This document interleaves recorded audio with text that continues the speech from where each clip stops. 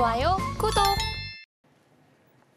네, 챗GPT에게 이런 내용을 물어봤습니다. 지금 미국이 계속해서 중국을 견제하고 있고 중국도 극렬하게 계속해서 대응을 하고 있는 상황이 이어지고 있는데요. 그 사이에서 한국이 참 난감합니다. 강관우 앵커님께서 말씀해 주셨던 것처럼 지정학적 리스크, 과연 한반도는 괜찮은 건지 이런 부분과 함께 우리 증시에는 어떤 영향 미치고 산업 전반에는 어떤 영향을 미치게 될지 챗GPT에게 물어봤더니 이런 답변을 내놨습니다. 챗GPT는요, 물론 안보 상황이 불안해지기 때문에 지정학적 리스크가 커질 수밖에 없을 것이다. 한반도가 차지하고 있는 그 위치상의 또 문제도 있겠지만 또 남북의 어떤 정치적인 이데올로기의 차이도 분명히 있겠고요. 이런 부분들 때문에 지정학적 리스크는 당연히 커질 수밖에 없다라는 답변 첫 번째로 내놓고 있습니다. 거기다가 미국과 중국이 중소국이 아니잖아요. 굉장히 또 강대국 G2라고 불리는 큰 나라이기 때문에 글로벌 영향력도 막대할 수밖에 없고 주식시장에도 우리나라뿐만이 아니라 글로벌적으로 영향을 미칠 수밖에 없다라는 답변을 내놨습니다. 거기다가 미중 무역 분쟁이 일어나게 된다면 당연히 수출 기업에도 부담이 될 수밖에 없는 것이 미국 눈치를 봐야 될지 중국 눈치를 봐야 될지 갈팡질팡한 상황들이 반복이 되기 때문에 수출 기업에도 당연히 부담이 생길 수밖에 없다. 특히 그중에서도 우리나라 산업의 쌀이라고 불리는 반도체 산업의 경우에는 중국의 영향력이 크기 때문에 더욱더 타격을 받을 수밖에 없을 것이다라는 답변을 내놓고 있습니다. 자, 그만큼 미중 간의 갈등이 우리 경제 그리고 우리 주식시장에 미치는 영향이 크다라고 이야기를 하고 있는 건데요. 자, 강관우 앵커님, 오늘 챗GPT가 내놓은 답변에 대해서 어떻게 생각하시나요? 좀 상당히 그 핵심 키워드를 보면 부정적인 단어들이 많아요. 그렇죠. 제일 위에 보시면 미중 갈등 이렇게 나왔잖아요. 그다음 첫째 줄을 보시면 불안, 그다음에 주식시장 파장, 수출 기업의 부담, 산업의 타격 네. 이런 핵심 키워드들이 지금 별로 안 좋은 용어들이 많이 나와 있거든요. 그래서 제가 볼 때는 참 이게 우리나라가 처음 위치가 참 묘하고도 좀 어렵다. 네. 여러분들도 지난 목요일, 금요일 상당히 힘들었던 그런 시장을 겪었는데 갑자기 많이 빠졌으니까 말이죠. 그래서 이 정치가 경제하고 얼마나 지금 직접적으로 지금 연관성이 있는가를 여러분들 지금 피부로 느끼시고 있거든요. 과거에 우리 이제 고등학교 때 정치 경제 이래가지고 네. 교과서에서 이제 배우는 시간이 있었잖아요. 그렇죠. 그때는 정치하고 경제하고 이게 뭐 직접적으로 뭐 연관성이 있을까 이런 생각도 했었는데 지금 지나놓고 보니까 상당히 연관성이 있어요. 예전에는 이제 경제학이 처음에는 뭐 정치 경제학이라는 이제 경제학 분류가 있었거든요. 네. 그러다가 이제 수리 경제학, 계량 경제학 이쪽으로 왔습니다만은 정치하고 경제는 뗄래야 뗄 수가 없나 봅니다. 그래서 상당히 좀 이제 봐야 되는데 자, 그다음 화면 보시죠. 오늘자로 이제 5박 7일에 방미 일정에 윤석열 대통령이 나섭니다. 근데 참 아젠다가 좀 저희한테는 조금 아슬아슬한 아젠다예요. 네. 보면은 제목을 보시면은 회담에서 우크라이나 이슈하고 대만 이슈를 논의한다 이렇게 나와 있잖아요. 증권 시장에서는 이런 거 좀 논의 좀 안 했으면 좋겠다 이런 생각을 하는 분들도 많을 텐데 어쨌든 아젠다에 올라갔으니까 미국하고 이런 걸 얘기를 할 거예요. 그럼 얘기를 하면 또 반응들이 어떨까요? 중국이나 러시아에서 반응들이 있을 텐데 반응이 썩 좋지 않을 것 같아서 조금 걱정은 된다. 주식시장에서는 지난 목요일, 금요일 이거를 주식에 좀 반영을 했을 때인데 추가적으로도 증시에 반영을 할 수도 있겠다. 이런 생각을 좀 하면서 이제 보시자고요. 그다음 이제 화면을 보시면 자, 이제 여러분들이 겪은 지난 2거래일의 상황입니다.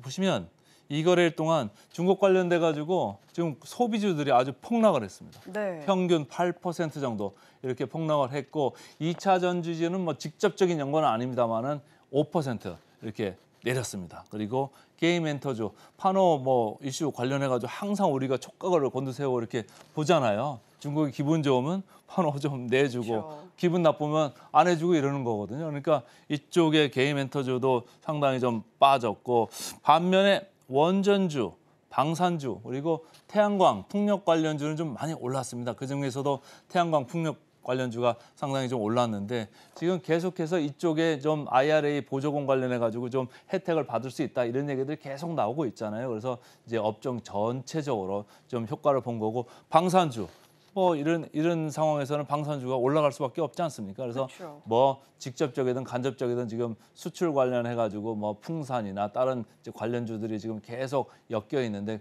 그쪽이 계속 하이라이트를 받을 수밖에 없는 이런 환경입니다. 그래서 한 업종씩 제가 좀 봐 드릴게요.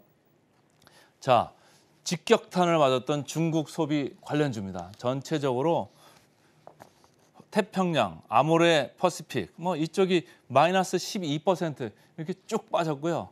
그다음에 보시면 파라다이스도 마이너스 11%. 중국 관광객들이 와서 카지노를 가야지 좀 좋을 주식인데 저렇게 많이 빠졌고 LG 생활건강도 9%, 콜마 B&H도 7%, 하나투어도 마이너스 4%예요. 노란 걸로 표현된 거는 저 왼쪽에 11%는 지금 자막에는 안 나옵니다만 코스맥스고요.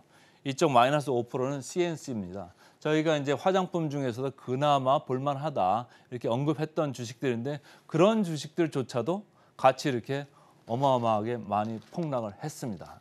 중국 관련해 가지고 소비가 지난 1분기에 10% 전년 동기 대비 중국 소비가 10%가량이나 올랐다고 했음에도 불구하고 주가는 오히려 반대로 이 지경이 됐습니다. 그래서 상당히 부정적으로 반응을 했다 이렇게 보시면 되고 그다음 이제 주식을 하나 넘어가시죠. 자, 최근 이거는 이제 2차 전지주입니다.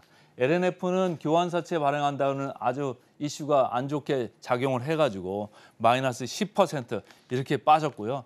우리 여러분들이 만약 관심이 아주 많으신 에코프로도 7% 왼쪽에 바로 있는 게 에코프로 BM입니다. 그것도 7% 이렇게 빠졌고 전체적으로 LG에너지솔루션 이쪽은 좀 영향이 좀 덜해가지고 2% 정도 빠지는 거에 불과했습니다만 전체적으로 상당히 하락 영향에서 벗어나지 못했다 이런 생각을 하시면 됩니다. 이쪽은 이제 이런 이슈가 있죠. 중국 관련해 가지고 나중 되면은 이제 25년, 26년 넘어가면은 네. 중국에서 오는 광물들도 미국이 규제를 간접적으로 할 수가 있다. 이런 우려가 잠재적으로 있거든요. 그럼 그거를 갖다 어떻게 할까요? 중국에서 지금 전구체라는 거를 재련해가지고 전구체를 만들어서 그걸 가지고 와야지 우리나라 양극재 이렇게 만드는 거거든요. 네. 그거가 없는데 공급을 못 받는데 양극재를 어떻게 만들어요?